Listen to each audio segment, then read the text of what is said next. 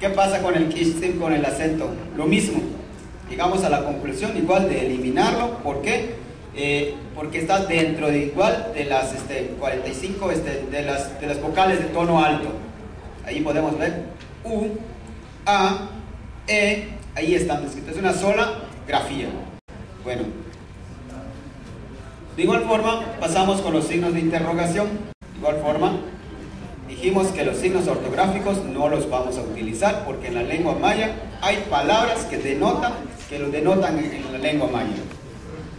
Ahí está el bash, wa, bish, makalmak, tush, bishi, bashi, etc.